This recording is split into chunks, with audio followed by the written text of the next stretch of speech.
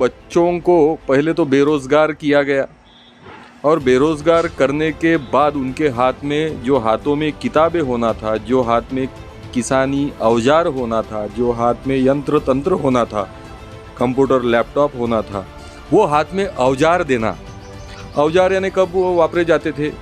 तो ये पुरातन काल में वापरे जाते थे। किस प्रकार के मानसिकता के लोग वापरते थे? तो पशुतुल्य मानसिकता के लोग वापरते थे। अभी तो वैसा तो बहुत एडवांस हो गया है सब वर्जन, यानी बटन दबाई तो लाखों करोड़ों लोग मर सकते हैं। ऐसे परिस्थिति में औजार हाथ में देना, यानी आप ये सब करवाने वालों की मानसिकता का राज थोड़ा बहुत मालूम कर सकते हो। तो ये सब गलत है। दंगे भड़काने के लिए ही, यानी ये बच्चों का, युवा बेरोजगारों का राजनीतिक लाभ लेने के लिए ये दुष्कृत्य है। लेकिन ये दुष्कृत्य करते वक्त समाज ने भी ध्यान में रखना चाहिए। पहली बात तो भगवान श्री कृष्ण से लेके, भगवान श्री कृष्ण बोलते हैं कि नहीं ज्ञानेन सदृश पवित्रमहि, यानी ज्ञान को सर्वोच्च महत्व दिया है। भगवान बुद्ध बोलते हैं कि बुद्धम शरणम गच्छामि, बुद्धि को शरण जाइए, बुद्धि सर्वस्वी। मोहम्मद पैगंबर साहब इल्म को महत्व देते हैं। तो सारे जो धर्म महापुरुष है, धर्म संस्थापक है, उन्होंने ज्ञान को महत्व दिया है। तो ज्ञान से हटाना यानी अधर्म करना, ज्ञान से हटाना, रोजगार से हटाना, यानी राजनीतिक षड्यंत्र के तहत देश से, देश कर्म से, कर्तव्य से हटाना, ये साजिश है। और ये हटाने का ही प्रयास ये अस्त्र शस्त्र के माध्यम से दिया जा रहा है। अब भी यानी हनुमान जयंती की बात है, कुर्ला बांद्रा इस परिसर में, बांद्रा परिसर में हमारे एक कार्यकर्ता है इस्माइल जी करके, तो ऐसे ही कुछ लोग हनुमान चालीसा पढ़ने के लिए मस्जिद तक आ गए। रोज़ा अफ्तार का समय था, तो पट के साथ हमारे कार्यकर्ता ने ताबड़तोड़ फूल लिए और सबका स्वागत कर लिए। एक मुस्लिम कार्यकर्ता ने सभी भाई लोगों का जो हनुमान चालीसा पढ़ने आए थे उनका स्वागत कर लिए। स्वागत करने के बाद एक आह्वान भी किया कि भाई अच्छा हो गया जिन्होंने ये मुद्दे को, मसले को उछाला, तो ये मसले से कम भगवान, श्रद्धा, अच्छी चीज़ें, ये तो कम से कम आपको हनुमान जी याद आ गए, हमको अल्लाह मियाँ याद आ गए, तो अच्छा ही हुआ। लेकिन बिजली, पानी, आरोग्य, शिक्षा ये नहीं है भिक्षा, ये ध्यान में रखो। आपको मूल सब्जेक्ट से हटा के आप भी जो कार्य में इन्वॉल्व हो रहे हो, तो ये तलवार, अभी क्या छत्रपति शिवाजी महाराज का ज़माना है, वो जो मुस्लिम राज्य करते थे और तलवार से काटो पीटो होता था, वो अभी ज़माना है। तो वो जमाने के तरफ हमको ले जाने वाले, यानी अंधकार के तरफ ले जाने वाले लोग हैं। ये लोगों से, ये राजकीय पार्टियों से, ये राजनीतिक आकांक्षाओं से हमने सावधान रहना चाहिए। विशेष रूप से पालकों से ये मेरा निवेदन है कि पालकों ने भी बड़े उत्तेजित हो जाते लोग, यानी कि एक आदि मंदिर अगर गिर गया तो मंदिर गिरने का किसी को दुख नहीं है, मंदिर गिरने का किसी को दुख नहीं है। वो मस्जिद, वो दरबार क्यों वैसे के वैसे रखा गया, उसको क्यों नहीं गिराया, वो दुख है। एक आदि अगर मस्जिद गिर गई, मस्जिद गिर गई, दरबार गिर गया, तो वो दरबार गिरने का दुख नहीं है, वो दरबार के जो पीछे में वो जो मंदिर है वो कैसा क्या बच गया, तो ये दुख है। तो ये जो कीड़ा है, ये कीड़ा घातक कीड़ा है। वो किसी के भी परिवार में रहे, वो देश को, परिवार को, देश को, राज्य को और विश्व के लिए वो घातक है। तो जो घातक है वो घातक है, जो गंभीर है गंभीर है, जो धोखादायक है वो धोखादायक अज्ञानी चीज़ों से, द्वेष मूलता से दूर रहना चाहिए। नहीं तो कल अपने भविष्य का, यानी परिवारों का, और कौन रहते हो ये हाथ में तलवार लेने वाले? अंबानी का लड़का कभी दिखा? कभी अमित शाह का लड़का दिखा तलवार? वो तो बड़े बड़े वो दुबई के राजा महाराजाओं के साथ डबल चौबल एसी में बढ़िया मस्त ले रहे टिल्लू टाल्लू कोंचम कांचम। वो तो पाकिस्तान के बड़े बड़े उद्योगपतियों के साथ बिजली के वो कर रहे हैं, बड़े बड़े टेंडर्स, कमाई कर रहे हैं। हमारे अदानी साहब ऑस्ट्रेलिया में 50 लाख करोड़ की खान ले रहे, वहाँ के लोग विरोध कर दे रहे, इनको हकाल दे रहे, यहाँ उनको छाती पे, सर पे बिठाला जा रहा है। तो ये जो षड्यंत्र है, पूंजीवाद के माध्यम से सर्वसामान्य मध्यम वर्गीयों को नेस्तनाबूद करने का, कमज़ोर करने का, और फिर शोषण व्यवस्था का उनको घटक बनाने का, और सत्ता के सूत्र संचालन, अर्थ के सूत्र संचालन उद्योगपतियों के माध्यम से, राजकीय व्यवस्था के माध्यम से कुछ विशिष्ट घटकों के हाथ में रखने का, ये एक गंभीर षड्यंत्र है। जो षड्यंत्र महात्मा गांधी जानते थे, जो षड्यंत्र सरदार वल्लभ भाई पटेल जानते थे, जो षड्यंत्र नेताजी सुभाष चंद्र बोस से लेके तो भगत सिंह जी तक जानते थे। इसलिए हर वक्त उनके, आप लिटरेचर पढ़िए, लड़के पढ़ते ही नहीं, सिर्फ व्हाट्सएप छाप पे कोई भी छुलेरे कर देता है, छुलेरे कर दिया, लग गया भोगने। अरे ऐसे से कैसा हो गया? वी आर नॉट पशु, हम इंसान हैं, हमको बुद्धी है. ईश्वरे जग केले निर्माण, त्याचे कार्य आहे अजूनही अपूर्ण, ते करावे अपूर्ण. सद्बुद्धी दिली मानवा, सद्बुद्धी वापरना ही पड़ेगा, नहीं वापरे तो घात है, अपना घात है. तो ये घात करने वाली जितनी भी प्रवृत्तियां है, वो व्यावसायिक रहे या राजनीतिक रहे, वो माध्यम है. ये दिशा भूल करने का देश का माध्यम है. ये देश के विद्यार्थियों के हाथ में संविधान नहीं दिया गया, ग्राम गीता है.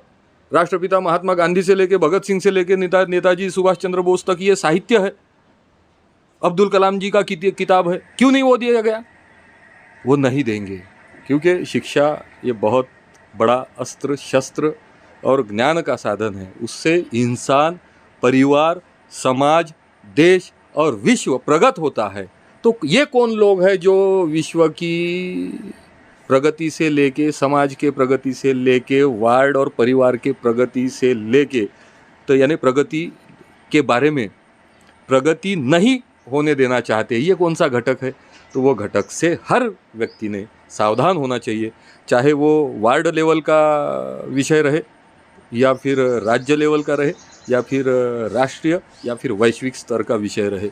तो ये जो घटक है, ये घटकों से सभी वर्ग ने, सभी समाजों ने, इवन जो समाज ये घटक जो समाज ये सब कर रहा है, वो भी समाज अंधेरे में ही है भविष्य में. आखिरी में सर एक सवाल अभी बहुत इम्पोर्टेंट एक पूछना चाहूँगा. एनडीटीवी के पत्रकार रविश कुमार जी ने कहा कि भारत में दो तरह के लोग हैं. एक है कुछ लोग, दूसरे है चुप लोग. कुछ लोग में जो लोग आते हैं वो है भारत में नफ़रत फैलाने वाले, और जो चुप लोग हैं वो आम इंसान है, ख़ास इंसान है, अमीर भी है, गरीब भी है, जो चुप बैठे हैं, विरोध करना नहीं चाहते. जैसे कि आपको मैंने हमेशा देखा है, आप बोलते हैं. तो ये चुप लोगों को क्या पैगाम देना चाहेंगे? चुप लोगों को मैं यही पैगाम देना चाहूँगा, विविध जो धार्मिक मान्यताएं है, धार्मिक ग्रंथ है, महाकाव्य है, फिर वो रामायण रहे या महाभारत रहे, विविध जो धार्मिक मान्यता है, ग्रंथ है, महाकाव्य है, फिर वो रामायण रहे या महाभारत रहे. रामायण महाभारत में देखिए, महाभारत में भीष्म पितामह बहुत बड़े योगी थे, बहुत बड़े ज्ञानी थे, बहुत बड़े सत्कर्मी थे, लेकिन द्रौपदी वस्त्र हरण के वक्त वो गप रहे, चुप रहे. वो उसका परिणाम उन्हें भुगतना पड़ा. शायद यही दुष्परिणाम महाभारत के महाकाव्य के माध्यम से लेखक दिखाना चाहते थे. तो वही रियलिटी अभी है. अब जगत गुरु तुकाराम महाराज जी को पाड़वे के दिन सदैव वैकुंठ में चले गए करके, अभी मेरे को एक बात बताइए आप, कितनी सादी सोपी बात है महोदय, कि भगवान राम, प्रभु रामचंद्र ये सदैव वैकुंठ नहीं गए. साक्षात विष्णु का अवतार थे ना वो, तो फिर सदैव वैकुंठ जाने में कोई हर्ज नहीं था, नहीं गए.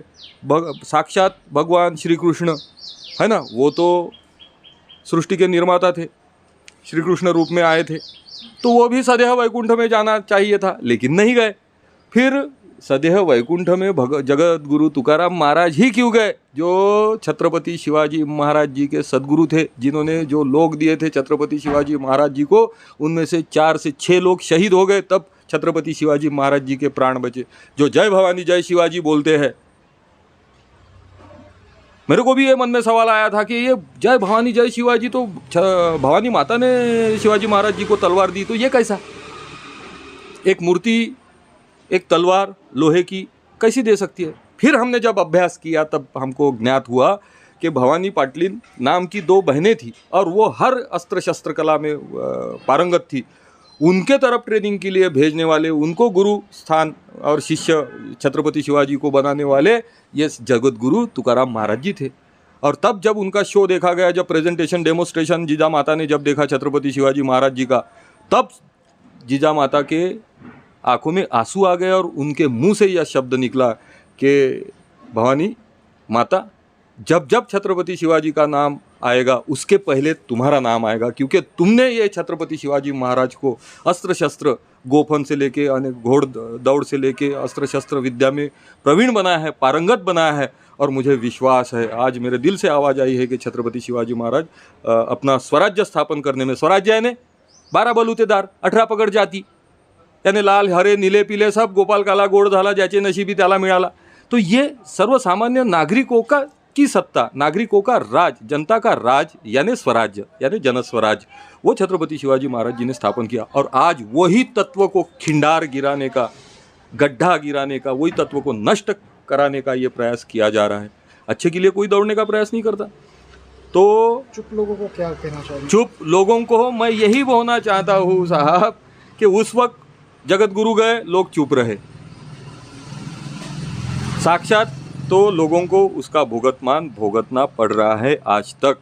जब जब गलत काम होता है, हम अगर देखते हैं कि किसी के साथ रास्ते पे भी देखो ना, किसी लड़की के साथ छेड़खानी हो रही है और आप चुप देखते हो, दूसरे दिन आपके घर के महिला के साथ कुछ अभद्र टिप्पणी हो सकती है। तो यही छत्रपति शिवाजी महाराज जी ने सिखाया है कि नाठाळाच्या माठी हाणावी काठी, भलेची या देऊ कासेची लंगोटी, नाठाळाच्या माठी हाणू या काठी। ये कबीर महाराज ने अपने स्टाइल में बोला है, जगत गुरु तुकाराम महाराज ने अपने स्टाइल में बोला है। तो आप सिर्फ मुखदर्शक अगर अभी बने रहे तो कठिन है। आपको संवैधानिक अधिकार, डॉक्टर बाबा साहब ने यह संविधान किसको अर्पण किया है? अरे नागरिकों को अर्पण किया है, ये सर्वसामान्य नागरिक को। उन्होंने किसी अंतरी मंत्री कलंतरी उद्योगपति, हाँ, ये नागरिक को अर्पण किया है। तो ये नागरिक की मूल शक्ति है। साधु संतों ने अपने किताब किसको अर्पण की है? ये नागरिक को अर्पण किया है। राष्ट्र संत ने ग्राम गीता काश्तकार को यानी नागरिक को अर्पण की है। तो नागरिकों ने अपनी शक्ति जानते हुए अभी एक्टिव होना चाहिए। हम अगर देखते रहे तो कल हम अच्छा नहीं देख पाएंगे। आप ये बात ध्यान में रखो, ये हम सभी बोलते हैं कि पुराने दिन अच्छे थे, पुराने दिन अच्छे थे, पुराने दिन अच्छे थे। अब कुछ राजनीतिक पार्टियां बोलती है कि ये 70 साल में हमने क्या किया, लेकिन 70 साल नहीं, 150 साल का देखो, 2000 साल का देखो, 5000 साल का इतिहास देखो। उस पीरियड के लोग बोलते हैं कि हमारे पहले का कार्यक्रम अच्छा था, पहले का पीरियड अच्छा था। फिर अच्छा था तो फिर अभी क्यों बिगड़ गया? क्या हमारी कुछ कमी रह गई? तो यस, हमारे कर्मों में कुछ कमी रह गई, हमारे सोच में कुछ कमी रह गई, हमारे कर्तव्य पूर्तता में कुछ कमी रह गई। और वो अगर कमी हम हर ऐसी ही रखते हैं तो आगे के हमारे पीढ़ी के लिए आगे का कार्यकाल राजनीतिक ढंग से, आर्थिक ढंग से और सामाजिक ढंग से बहुत कठिन है। तो मैं यही आह्वान करना चाहूँगा कि संवैधानिक रूप से पुढाकार लीजिए। लिख नहीं सकते तो बोलिए, बोल नहीं सकते तो लिखिए, लिख नहीं सकते तो रिकॉर्ड कीजिए। किसी भी माध्यम से आप व्यक्त हुई, और वो आपकी आंतरिक शक्ति है। बहुत लोग बोलते हैं यार उस वक्त बोल दिया रहता और कर दिया रहता तो अच्छा हुआ रहता। तो वो अंदर की आवाज़ है, वो रूह की आवाज़ है, वो कुदरत की आवाज़ है, वो लॉ ऑफ नेचर है। वो अगर आवाज़ आती है और आप मूक दर्शक बने रहते हो तो आप कुदरत के ऊपर अन्य अत्याचार कर रहे हो, आप खुद के ऊपर अन्य अत्याचार कर रहे हो, आप अपने अधिकारों का हनन कर रहे हो खुद। इसीलिए इंसान अगर हो तो इंसानों के लिए, आपको सुरक्षा के लिए, देश के, विश्व के कीड़े मकोड़े, जीव जंतु, ये निसर्ग के सुरक्षा के लिए आपको बढ़ना ही पड़ेगा, आगे आना ही पड़ेगा। वो समय की मांग है, अन्यथा कल कठिन है।